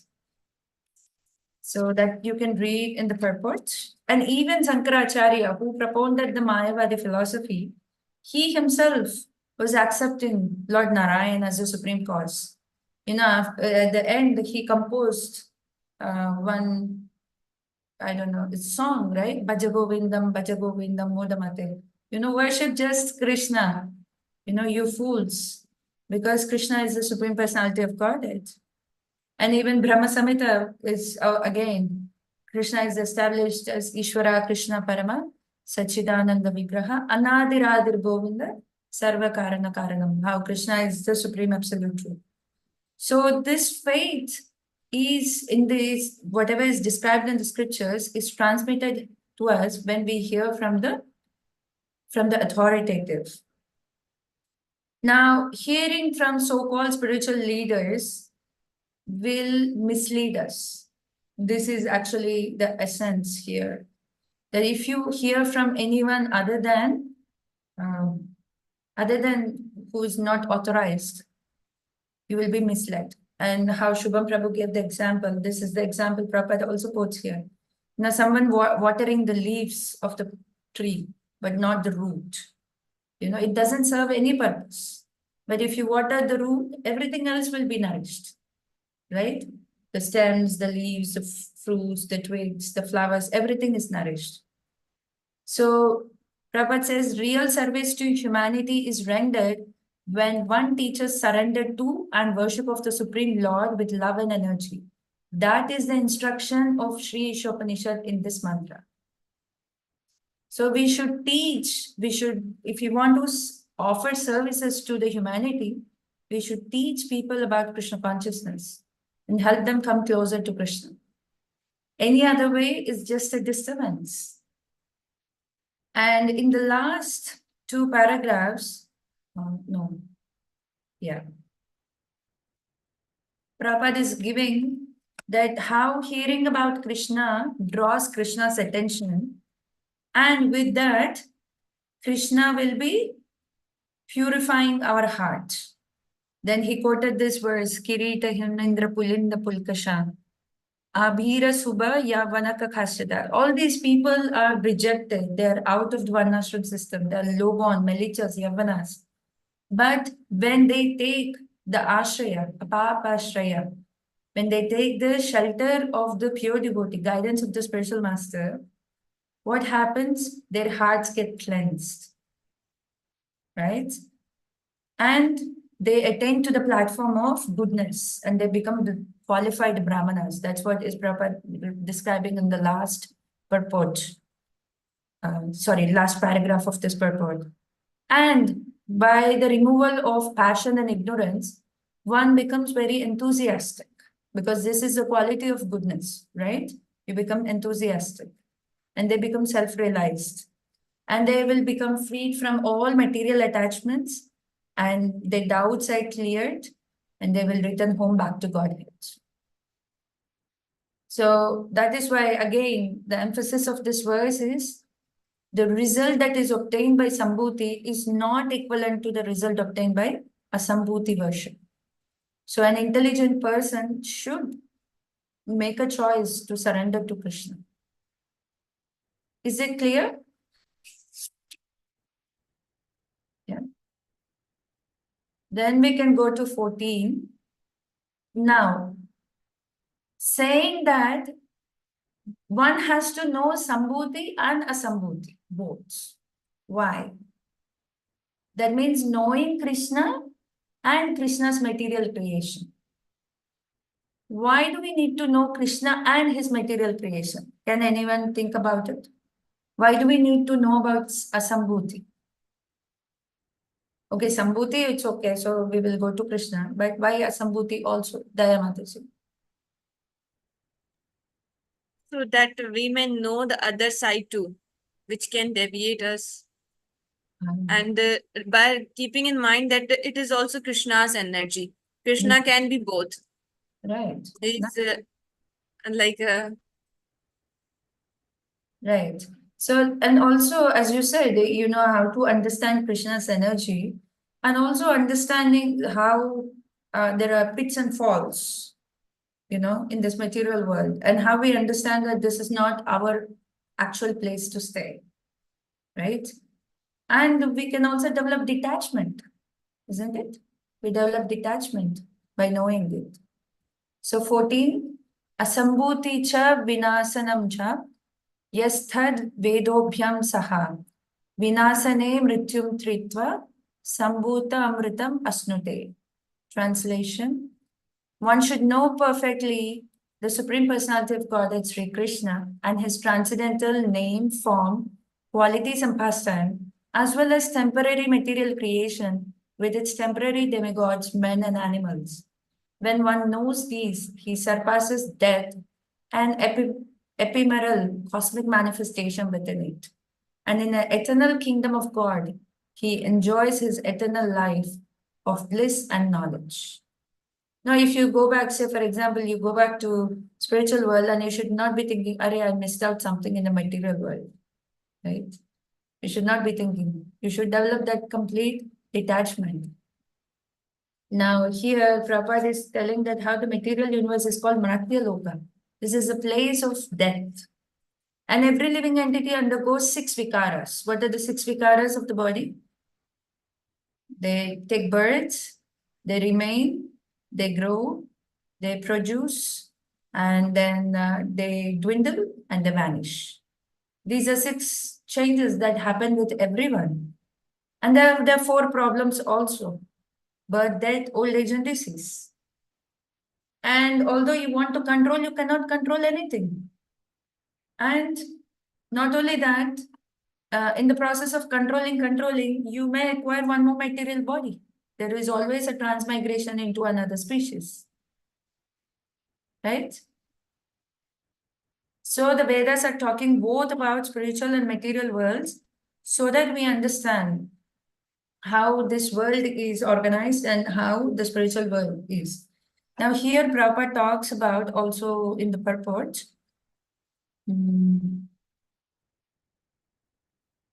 Yeah, in this particular paragraph, you see? Where is the starting? There are many material universes, each under the jurisdiction of Brahma. And this cosmic manifestation within the jurisdiction of various Brahmas is but a display of 1/4 of the energy of the Lord, Ekapad Vibhuti. This is the inferior energy. Beyond the jurisdiction of Brahma is the spiritual nature, which is called Tripada Vibhuti, 3/4 of the Lord's energy. This is the superior energy or Para Prakriti. Now, my teacher was telling that, he was always, for 10 years or so, he was thinking on this question that the spiritual world is Tripada Vibhuti. So, out of 4, 3 parts is the spiritual world, and 1 part is the material world. Why is the Lord even given 1 part, 1/4 to the material world? And he was thinking about this question for 10 years. And after 10 years, he understood this is the mercy of the Lord.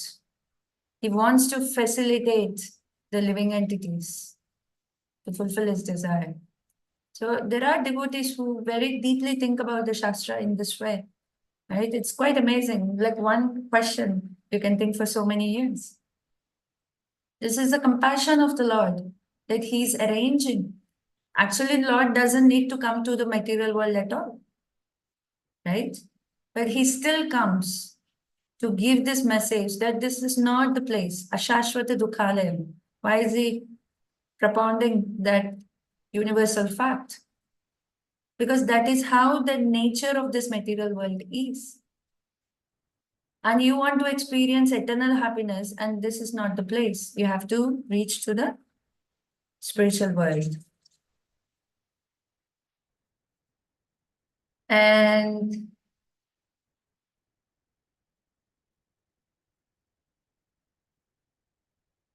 yeah, so then Prabhupada talks about, I want you to read this purport, and then Prabhupada talks about, how the time is different in different planets, how, we are always under the control, under the grips of this time. And also how the karmis, jnanis, yogis, they may go to higher planets, but they can't stay there. They have to fall back, and they're always in this material world. And at the end, Prabhupada says Yeah, we will read this particular point. Yeah, here you see last but before paragraphs. People have been urged to open hospitals, but not to educate themselves to enter into spiritual kingdom by devotional service. Anytime you have been faced with these kind of questions, we do so much charity, we give food donation, we open hospitals, we open schools. What are you doing? How are you contributing to the society? Right? So here, they're being taught to take interest only in the temporary relief work, which can never bring real happiness to the living entity. They start varieties of public and semi-governmental institutions to tackle the devastating power of nature. But they do not know how to pacify insurmountable nature. Many men are advertised as great scholars of Bhagavad Gita, but they overlook the Gita's message by which the material nature can be pacified. The powerful nature can be pacified only by awakening God consciousness, as clearly pointed out in Bhagavad Gita 7:14. What is 7:14 talking about? Daiviyesha Gunamayi, right? Daiviyesha Gunamayi, Mama Maya Durataya. Anyone who takes shelter of me, they can cross over this insurmountable energy. Then in the next paragraph, Prabhupada says, in this mantra, Sri Isopanisad teaches that one must perfectly know Sambhuti, the personality of Godhead, and Vinasa, the temporary material manifestation, side by side. By knowing the material manifestation alone, one cannot be saved. For in the course of nature, there is devastation at every moment. Ahani ahani bhutani gachanti yamalayam. No one can be saved from this devastation by opening of hospitals. One can be saved only by the complete knowledge of the eternal life of bliss and awareness. The whole Vedic scheme is meant to educate man in the art of attaining eternal life. And then the last, Prabhupada says, there is no question of liking or disliking the truth. It is there. If we want to be saved from repeated birth and death, we must take to the devotional service of the Lord. There can be no compromise, for this is a matter of necessity. So what is a matter of necessity? To accept devotional service, to accept the injunctions of the Shastra. So if you allow me, I want to show quickly a video. Karnamayi Mataji, I want to show one video on YouTube. So how can I show it? I can share screen that also. That will also. Okay. This is actually a footage series in the National Geographic channel. And we're back. The team is looking down the barrel of a 4:55 meeting. Just 1 second. It's a very interesting series. I have seen many years ago. Okay, this one. Everyone can see my screen? Yes, Mataji. Okay. There are many more parts, but we just wanted to see a little glimpse of what are we doing here in the material world. What is our footprint looks like. There are more than 300 million people in America, and each one of us consumes. Even as children, we use resources. By age 2.5, one toddler will have already consumed 420 pints of milk, each pint having traveled 100 miles to get to us. During that time, that same child will have used 3,700 diapers, which in turn needs 1,898 pints of crude oil, 4.5 trees, and 715 pounds of plastics to manufacture. That's just milk and diapers for one little baby. So just imagine the resources the rest of our life requires. What would it look like laid out in front of us? Everything we eat, everything we drink, all the water we flush down the drain, all the clothing we wear, all the fuel we use, and all the things we depend upon.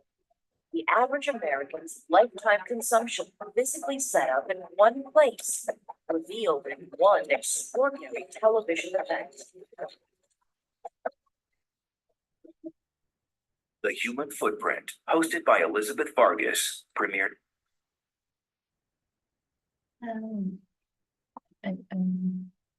You have 5 more minutes.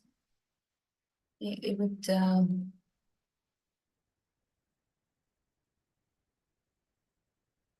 I can show you one more video. It's quite interesting how much we, busy in the conception and forget, Everyone has some time, 5 minutes, 10 minutes. They want to see another video.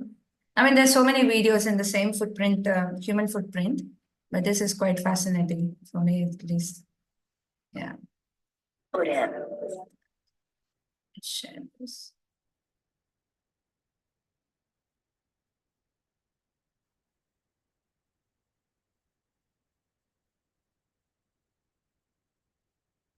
The water we use to wash, the lotions we apply, This is 10 and minutes. the waste we throw away. But as our journey moves from childhood to early adulthood, our human footprint changes. Now our young man and woman are in their 20s. They're working, and that means they've got some money and plenty of ways to spend it. At this age, we want to look good, make an impression, and that means clothes. Lots of them. Party dresses, shoes, handbags, suits, jackets, blouses and jeans, conservative, formal, casual, or trendy. We've got them all. On average, we buy 48 new pieces of clothing each year. It's created a clothing market in the US worth more than $345 billion, which means that every man, woman, and child in the country spends an average of $1,000 a year on new outfits, and in weight throws away 68 pounds of clothing and textiles each year. Have you ever stopped to consider what goes into making just an everyday item of clothing?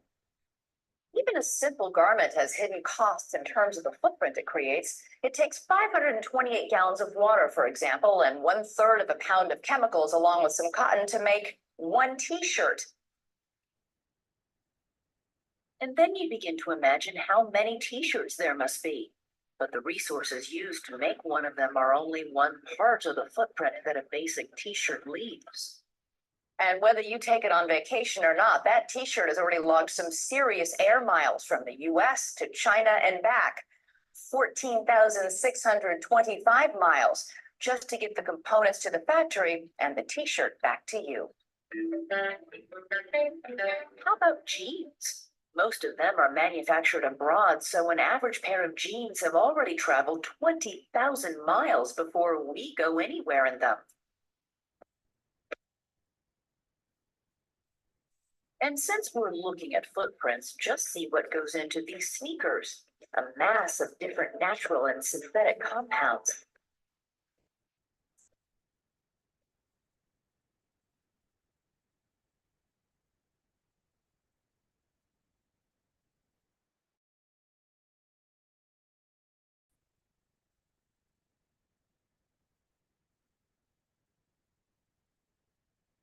Leather comes from Texas, but it may be tanned in South Korea and then stitched together in Indonesia. Before they're even out of the box, they're likely also to have traveled 20,000 miles, using up resources and increasing the weight of their footprint. A brand new pair of sneakers will have traveled farther than we will ever walk in them. At any given time, a man will have 7 pairs of jeans and an average of more than 25 t-shirts. On average, each garment lasts 3 years.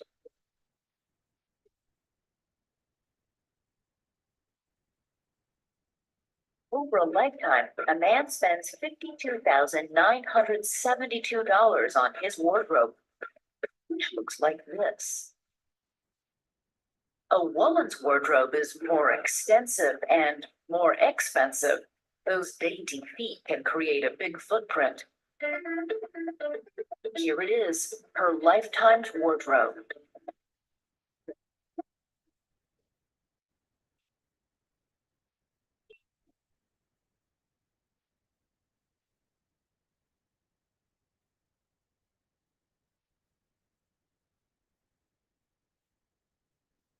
But the wardrobe expense doesn't stop here.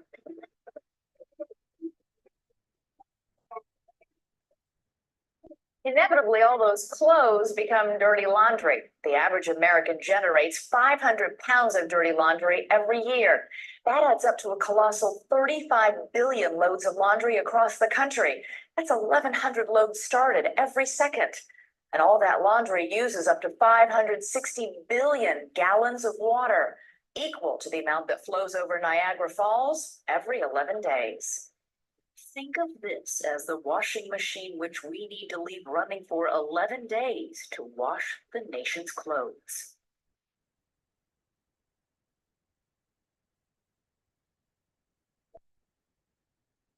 But laundry day is the farthest thing from the minds of our young couple. Now they're out to party, and for many drinkers, that means beer. By an enormous industry of nearly 1,400 breweries.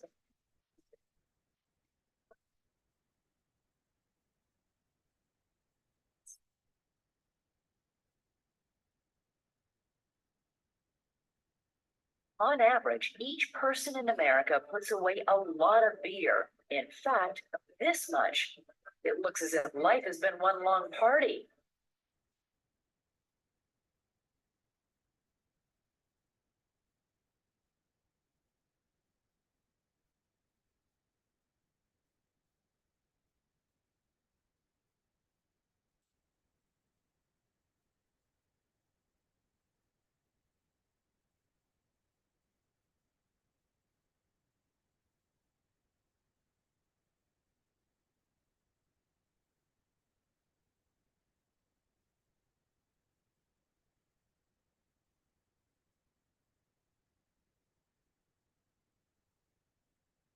A lifetime consumption, 13,248 beers. A wine drinker will open this many bottles in a lifetime.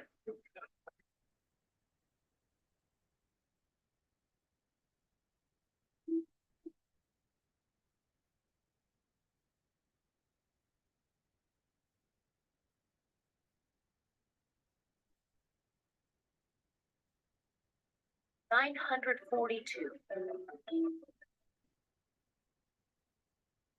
And some of those bottles are likely to be opened and glasses poured on the most important day in a couple's life, their wedding.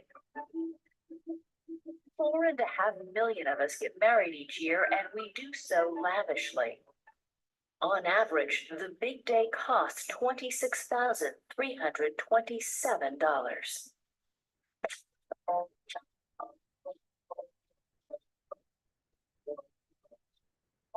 But the cost of the big day is nothing to the lifetime expense that awaits our newlyweds.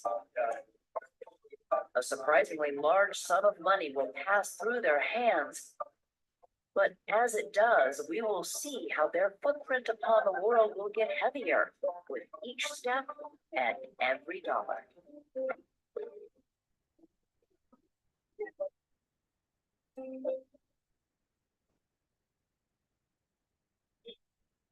An average American couple in a typical American town. Now our newlyweds are setting out to buy their first home. On average, we move about 10 times in our lifetime.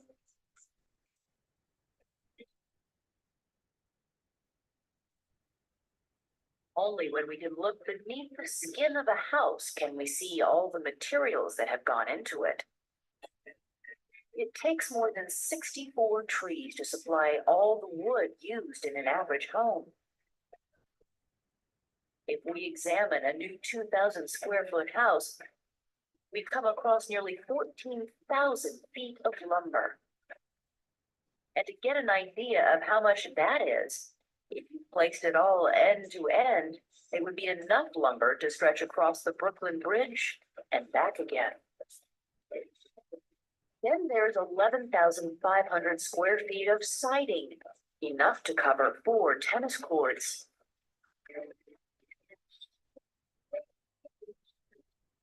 A house will need 17 tons of concrete. There are more than 5,500 square feet of interior wall materials, wood paneling and insulation. 400 pounds of copper piping. There are 18 windows, plus toilets and bathrooms. And then the whole house has to be painted and requires 30 gallons in all, enough to fill up 1.5 bathroom tubs. It's big, it's costly, but we call it home. And with everything that goes into it, it's a big part of our human footprint. With the American population expanding faster than ever, the demand for housing is soaring, with 1.5 million new homes like this one being built every year. And if we don't buy a newly built house, then there's still all the things you need to furnish it. I think it just The average continues. homeowner spends nearly $9,000 on furnishings and Yeah, it just goes on and on. There's so many other videos also. So what can we infer, watching this kind of series, what can we infer?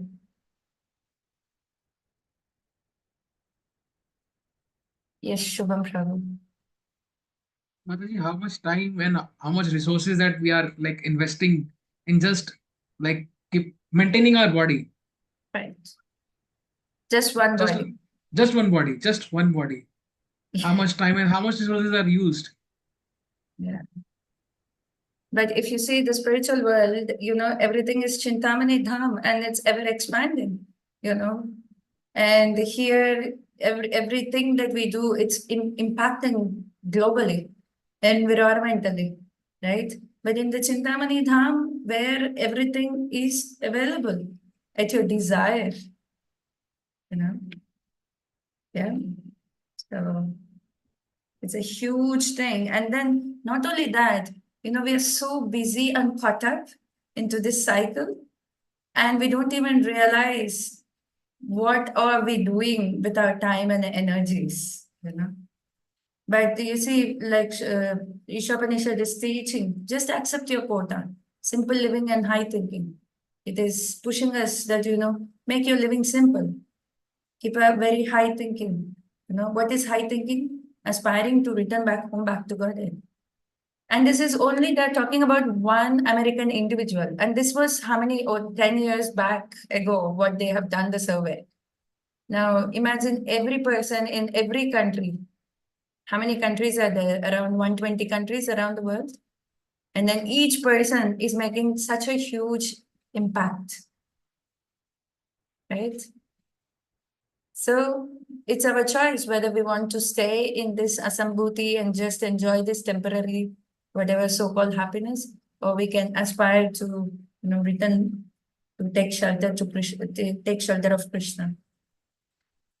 So tomorrow we will be doing verses 15, 16, and 17 maybe.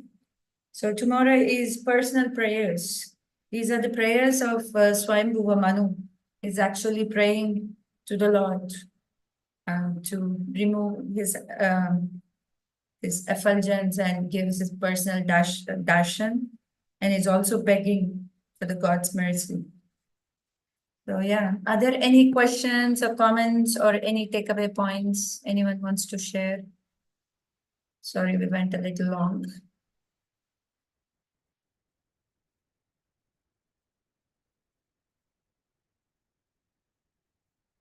If there are none, thank you so much. Srila Prabhupada ki jai. Vanchakalpatarubhyasya kripa sindhubhya vacha patitanam bhagadabhya vaishnavibhyo namo. Thank you everyone. Hare Krishna. Thank you.